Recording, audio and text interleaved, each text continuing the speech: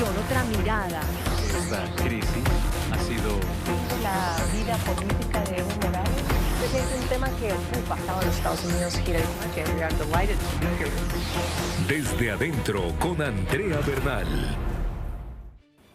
Hola, ¿qué tal? Soy Andrea Bernal, bienvenidos a Desde Adentro de NTN 24. Hoy con un expresidente boliviano, de los que hablan duro, de los que defienden la democracia, no solo en su país, sino en América Latina, muy cercano a María Corina Machado, y lo hemos visto pelear por la democracia en Venezuela como si fuera la suya propia. Está con nosotros el expresidente de Bolivia, Tuto Quiroga. Expresidente. Gracias, Andrea. Qué bueno verlo. ¿Cómo Aquí, está? Presencialmente y no pixelados ni digitales. Finalmente. Sí. Bienvenido también a Colombia. Hablábamos del tema, empezaba hablando yo de democracia y sobre todo nombrando a su país. Me gustaría que empezáramos ahí para que nuestra audiencia en América Latina pues ponga en contexto qué está pasando en Bolivia, porque está pasando mucho. Una devaluación de una moneda, una complicada situación económica, falta de combustible y una pelea política nada suave al interior del partido gobierno, además entre Arce y Evo Morales. ¿Qué dice todo eso de Bolivia? Lo que dice tristemente Andrea es que ha llegado el final predecible de una catástrofe largamente anunciada, por lo menos por algunos. ¿Por qué? Son 19 largos años, hace 19 largos años que llegó el movimiento al socialismo. Ellos reciben un país con condiciones extraordinarias y un legado nunca antes visto. El país sin deuda externa. Se eliminó y eliminamos toda la deuda externa privada, bilateral, multilateral. Fuimos el país innovador en hacer esas eliminaciones, incluso la multilateral. Recibió un país lleno de reservas de gas, con gasoductos construidos, con contratos suscritos y con impuestos legislados. Alguna vez un amigo en Colombia me pregunta ¿qué hizo bien Morales? Yo le decía abrir las dos válvulas de gas que salían, los precios por los contratos, conforme sube el petróleo, suben 7, 8 veces lo que eran cuando abrimos el gasoducto. Los volúmenes también van trepando. Evo Morales llega a tener 8 veces los ingresos fiscales que yo tenía. ¿Qué hubiera hecho una persona sensata? Si tienes vacas, tomar un poco de la leche, quizás comer un poco de la carne, pero reponer el hato ganadero. No repusieron reservas. Le pagaron a las empresas petroleras por explotar los campos existentes. No hubo exploración. Y cuando empezó a mermar la producción gasífera, el 2014, ¿qué hicieron? Saquearon el Banco Central, donde se habían acumulado todos los dólares de las épocas de producción y precios altos. ¿No le da ningún crédito el expresidente Morales? No, porque es la destrucción económica institucional que ha hecho, no tiene nombre. Él debería pedir disculpas el resto de sus días por lo que hizo. Nunca antes, te aseguro, Andrea, un país ha tenido una coyuntura tan favorable, construida sobre un legado tan beneficioso, y la ha despilfarrado y saqueado. Y hoy es como decir, el piloto, cuando estaba el avión en el aire, parecía un buen piloto, pero iba quemando las turbinas, en fila hacia abajo, salta del avión, lo deja a su gurú económico, su ministro de Economía, con el que juntos destruyen la economía y la saquean sin piedad, lo deja a cargo y ahora el avión se estrella. Y ahora mi país no tiene diésel, no tiene gasolina, hemos perdido el mercado argentino después de 60 años.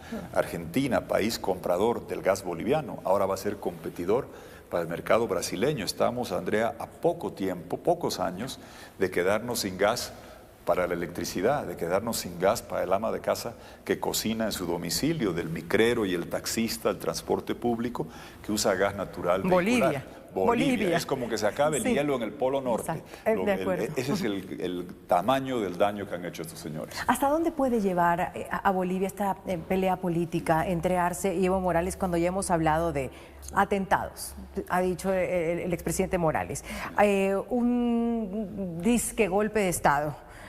Hay unas cuestiones cuestión de prostitución infantil contra Evo Morales. ¿Hasta dónde puede llevar esta, además, entre ellos dos que usted ha mencionado? Así es, tristemente esta es una vergüenza nacional e internacional, y te lo digo porque algunos colegas tuyos en Miami vienen y te preguntan por estos tanques de un supuesto golpe en la Plaza Murillo, que son escenas que dan vuelta al mundo, que nadie los cree, que parece ser más autogolpe.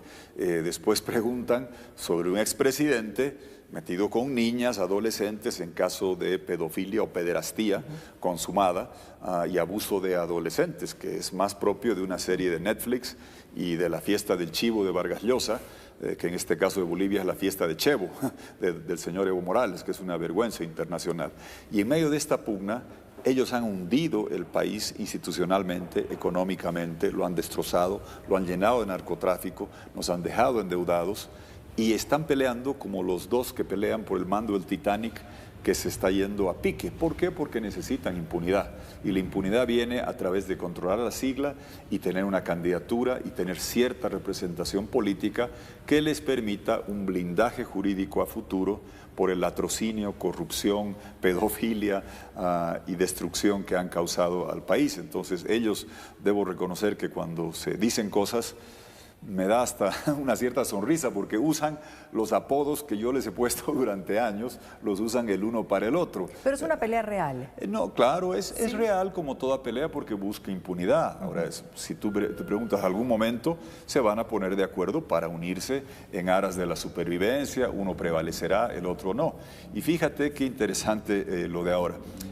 Mira, yo hice, con el presidente Duque, hice un gran favor a la democracia, no a Bolivia, a la democracia, elevando una opinión consultiva a la Corte de San José cuando, como Nicaragua, como Honduras, Evo Morales pretendió que ser tirano era un derecho humano interamericano. Mira semejante contradicción. Colombia consultó, el presidente Duque consultó a la Corte dictaminó el año 2021 que no hay tal, que no hay reelección indefinida.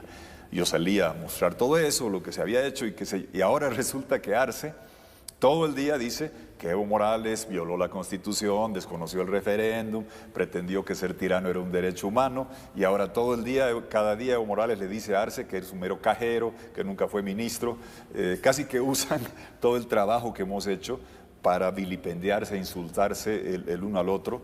Es la decadencia y degradación completa de un proyecto en estado terminal, por lo cual estoy convencido que el próximo año Bolivia va a cambiar radicalmente de rumbo. Ya regresamos con Desde Adentro por NTN 24, el canal de las Américas. Faltan 9 meses para las elecciones, de todas maneras casi un año todavía de gobierno. Evo Morales no puede correr. Jurídicamente, no puede. Bueno, en nuestros países a veces las cosas se pueden, ¿no? A veces tú sabes que la ley de la gravedad no aplica en nuestros países. Jurídicamente... Él debería. Mira, él tenía derecho a 2 mandatos. Sí. No podía buscar un tercero. Instrumentalizó al Tribunal Constitucional para decir que él había refundado Bolivia y por tanto el primer mandato no valía. Él refundió Bolivia. Después hizo un referéndum para buscar el cuarto. Bolivia le dijo que no. Copió el fallo de Ortega, de Nicaragua, y dijo ser tirano es un derecho humano. Trató de hacer fraude, la OEA documentó el fraude, que estaba él buscando un mandato que volvía a violar la Constitución que él firmó, y hoy sabemos que violaba lo que dice la Corte Interamericana. Jurídicamente no hay dónde discutir, pero en Bolivia hemos visto en el pasado como un hombre enceguecido y desquiciado por el poder, postuló por un tercer mandato cuando solo tenía 2 firmados por él en su Constitución y buscó un cuarto desconociendo un referéndum, volviendo a violar la Constitución y haciendo un fraude monumental que probó la OEA. Entonces se han visto cosas raras. Lo que sí sé es que ellos son un proyecto conjunto, son una yunta, una pareja, Evo Arce, yunta le decimos en Bolivia, de saqueo y destrucción, y que juntos son corresponsables. Morales busca desmarcarse y pretende que todo estaba bien mientras él era presidente. Arce era su ministro, destrozaron juntos. Ahora Arce dice, Evo Morales no exploró. Pero caramba, ¿quién era el ministro y jefe del gabinete económico? Se están pasando culpas mientras el país se destruye. No te podría decir un vaticinio de qué van a hacer las instituciones, los jueces, no lo sabemos.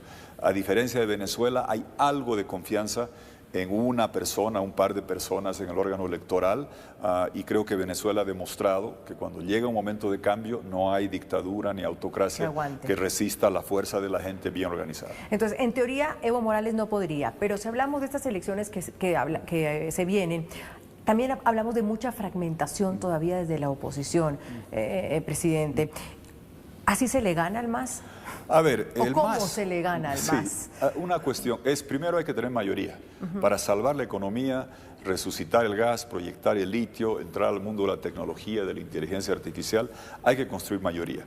Es evidente que a pesar de mis esfuerzos, la gente no hacía este cálculo que te digo. El MAS recibió un país lleno de gas, con gasoductos, abría 2 válvulas y llegaba dinero, mientras al no reponer reservas estaban firmando una sentencia de muerte para la economía. Al saquear el Banco Central, lo mismo. Recién ahora quizás la gente lo entiende. Ahora el MAS, por primera vez en casi 2 décadas, es un proyecto en minoría, porque si el MAS tenía el viento a favor, con economía a favor, tenía mayoría, tú te puedes fragmentar en 2, 4, 8, si eres minoría, ellos se quedan en el gobierno. ¿Pero siguen siendo así de fuertes, presidente? No, ahora están totalmente débiles, la gente ya, hay una protesta popular, pero muy fuerte, movilizada, constante, y están pagando la factura. Lo que hay que hacer es explicar a la gente que este saqueo lo empezó Evo Morales. Yo saco la cuenta, Andrea, les digo, son solo en el gas y Banco Central, más préstamos de la gestora y deuda externa, si digamos, solo tomando el sector gasífero, Banco Central, gestoras, 120.000 millones de dólares en 19 años en un pequeño país como mi Bolivia. Así es. Y en esa línea le decía, ¿cómo se le gana al MAS? Se le gana al MAS con una oferta laboral, política, mucho más representativa. Me refiero a que se necesita una renovación política en Bolivia. Lo que se necesita es un proyecto de salvación nacional. La gente está con una angustia profunda. Cuando caminas en las zonas aymaras o quechuas, la gente con angustia pide salvación económica. La gente, cuando faltan dólares, no sufren los grandes empresarios, no sufren los grandes banqueros, sufre la gente que vive del comercio de mercadería de Chile, de Perú, de Brasil o de la Argentina. Cuando el dólar se devalúa 35%, el que sufre es el empleado público que vive en bolivianos y no tiene ahorros en el exterior, no tiene tarjetas de crédito en otro lugar. Hay una angustia popular profunda que si lo que hay que hacer ahora es generar un proyecto que salve la economía, que resucite el gas, tienes que hacer un acuerdo de estabilización macroeconómica, como se han hecho en el pasado, balanza de pagos, con el Fondo Monetario, con el Banco Mundial, con el BID, renegociar la deuda. Lo que hemos hecho en anteriores ocasiones hay que volver a hacer. Ahora, si tú me dices, ¿va a haber una sola candidatura? Nunca ha habido, nunca va a haber. La gente se confunde. En Venezuela, Edmundo González con María Corina motorizando esto, 67%. Maduro, 30%. Nos suma 100%. 8 candidatos más había que sacaron 3%. Va a haber una concentración del voto en un proyecto de salvación nacional. Pero todas esas candidaturas ayudan a esa salvación nacional, presidente. No, porque muchas de ellas son irrelevantes. En esta época, Andrea, lo que sucede es que mucha gente levanta la mano y dice, soy precandidato a la presidencia. ¿Y sabes qué están buscando? Ser tercer diputado suplente de una región u otra. Es parte de la dinámica. Pasa en muchos. La gente va a concentrar, lo ha hecho en el pasado, la votación, pero esta vez no es para concentrar la votación para ser minoría, es para generar mayoría y salvar la economía. ¿Usted hoy es precandidato? Yo soy un boliviano que va a hacer todo lo que esté a su alcance para salvar a mi país.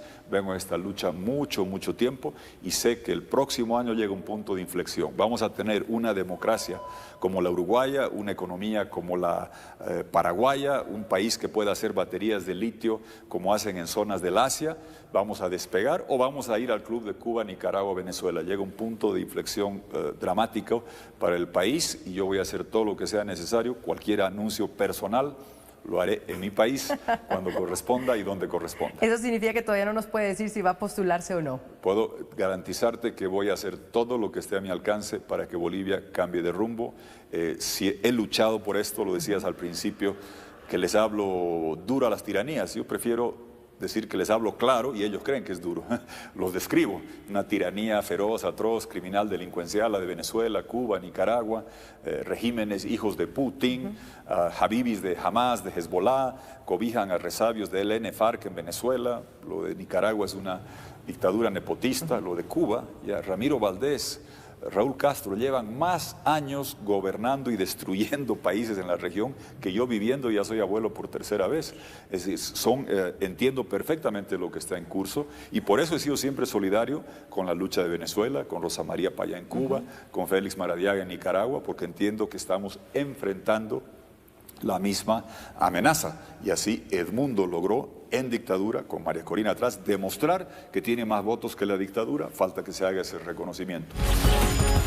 Ya regresamos con Desde Adentro por NTN 24, el canal de las Américas. Hablemos de Venezuela. ¿Qué tiene que pasar el 10 de enero en Venezuela, presidente? Reconocer la voluntad popular y evitar el golpe de Maduro en curso. Y hay que dejarse de eufemismos.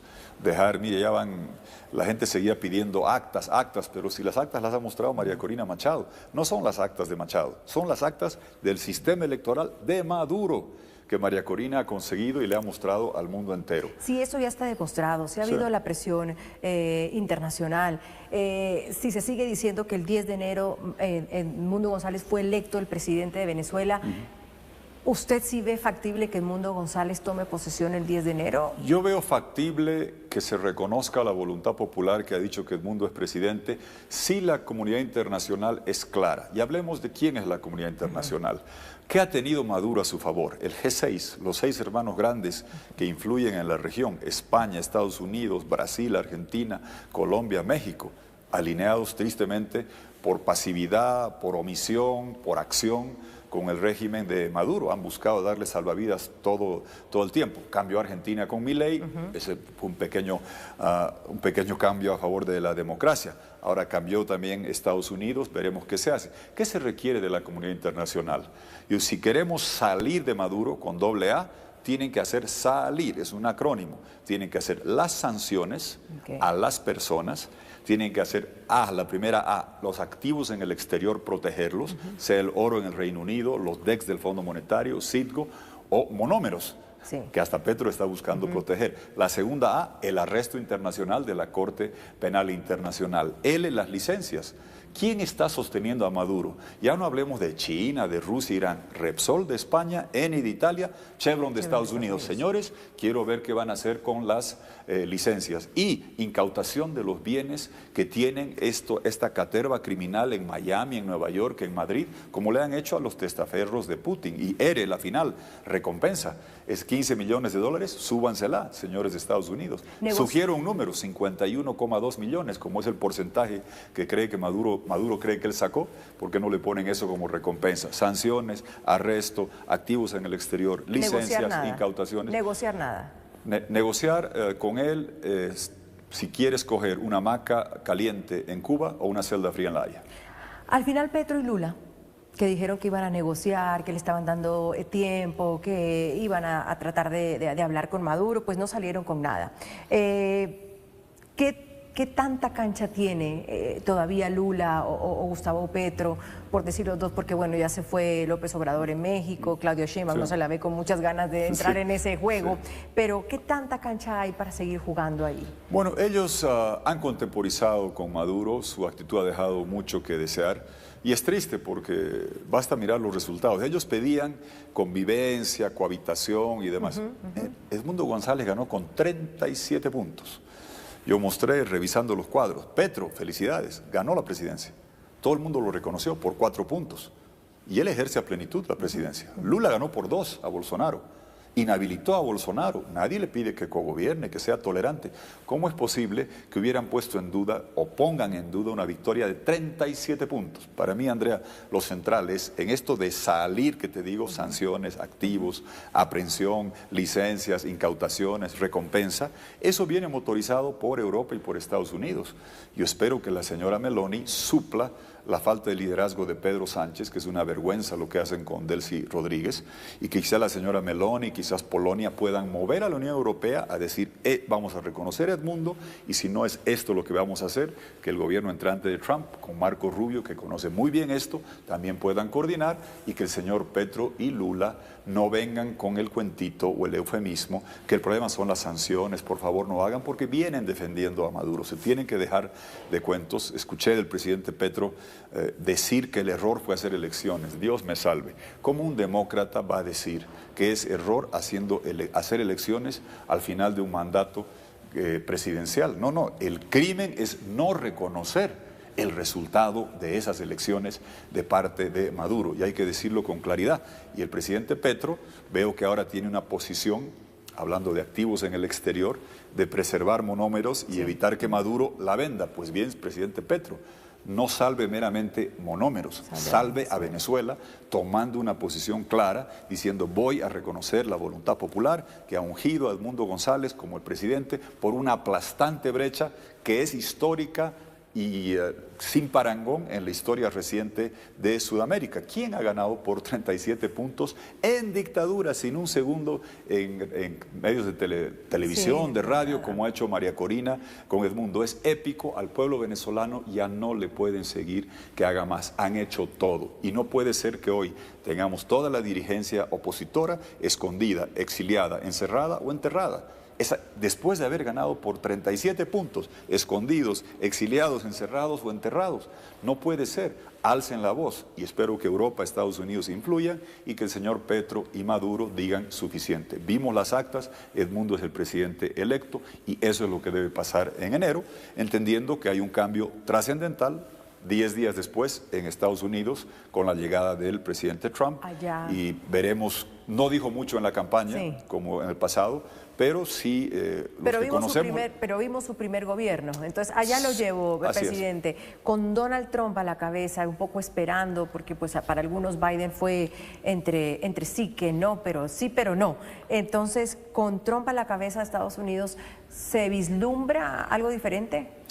Sí, por lo menos se abre una puerta de esperanza. Con Biden, Andrea, como tú dices, fue un desastre soberano. Yo lo dije en inglés públicamente allá, porque no me guardo, no es solamente acá que reclamo en Colombia, Petro. Allá también dije que era una vergüenza que hubieran devuelto a Alex Saab, el tesorero del conglomerado criminal, que hubieran devuelto los narcosobrinos, que hubieran aflojado las licencias. ¿A cambio de qué? De nada, no consiguieron nada, se fueron a Qatar, han sido timados asquerosamente los del gobierno de Biden por ineptitud llevada al extremo. Por lo menos con Trump hay una posibilidad diferente y yo entiendo que el presidente de Estados Unidos tiene muchas ocupaciones, pero hay que reconocer que Marco Rubio es una persona de principios con una posición absolutamente clara respecto a Cuba, Venezuela, Nicaragua. ¿Qué significa el nombramiento de Marco Rubio para América Latina? Hay quienes dicen los vemos con muy buenos ojos y los dictadores están temblando. Yo en la campaña me quejaba, y en Miami, en inglés, y en Washington, en foros, y decía, Ucrania, está bien, Slava Ucraini, Heroyan Slava, yo estoy con Ucrania, muy bien, el Irán, Israel, Hezbollah, Hamas, muy bien. Pero... Y les decía, Venezuela está ocupada ya por los rusos, está ocupada por Hamas y Hezbollah, está ocupada por elementos delictivos de remanentes de ELN y de la FARC, está manipulada por los cubanos. ¿Por qué no dicen nada en la campaña? Tú sabes cómo es Estados Unidos, como Florida no estaba en pelea, un poco que pasamos, excepto Puerto Rico, en Pensilvania, pasamos a segundo plano. Entonces uno se queda medio desmoralizado o bajoneado. Pero resulta que ahora llega de canciller por primera vez un hispano parlante, Marco Rubio, que conoce al dedillo la región, casado con una colombiana además, y eso evidentemente te...